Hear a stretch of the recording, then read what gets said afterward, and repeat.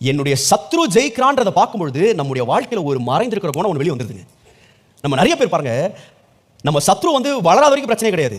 நமக்கு பிடிக்காதவங்க அவங்க ஏழையா இருக்கிற வரைக்கும் நமக்கு பிரச்சனை கிடையாது. ஆனா என்றைக்கு ஆவிக்குரிய வாழ்க்கையில முதிர்ந்தவங்க கூட நமக்கு பிடிக்காதவன் வளர்றான்னு தெரிஞ்சுட்டா அந்த மறைஞ்சிருக்கிற குணம் வெளியே வந்துருது. நம்முடைய வாழ்க்கையில பாருங்க, நமக்கு பிடித்தவர்கள்லாம் ஜெயிக்கும் போது நம்மளுக்கு பிரச்சனையே கிடையாது. அப்பா சூப்பர், நீ ஜெயிச்சானா நான் ஜெயிச்சான். அதே நம்ம பிடிக்காதவன் ஜெயிச்சா முடிஞ்சது கதை. எனக்கு மறைஞ்சிருக்கிற ஒரு குணம் இருக்கு. எனக்கு பிடிக்காதவன் ஜெயிக்கும் போது, என் எதிரி ஜெயிக்கும் போது, என் சத்ரு ஜெயிக்கும் போது நான் எப்படி ரியாக்ட் பண்றேன்? அந்த மறைஞ்சிருக்கிற குணம் வெளியே வருதா?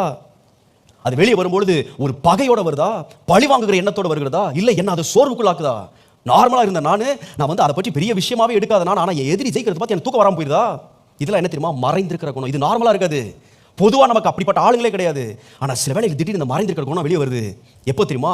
என் சத்ரு, எனக்கு பிடிக்காதவர்கள் ஜெயிக்கும் பொழுது. நான் சொல்றேன், நம்முடைய வாழ்க்கையில இந்த மறைந்திருக்கிற குணம் வெளியே வருகிற முதலாவது இடம் என்ன தெரியுமா? நம்ம எதிரிகள் ஜெயிக்கும் பொழுது. நம்ம ரொம்ப கவனமா இருக்கணும். அதனால வேதம் சொல்லுது, நீ உன் எதிரி விழும்பொழுது சந்தோஷப்படாதப்பா.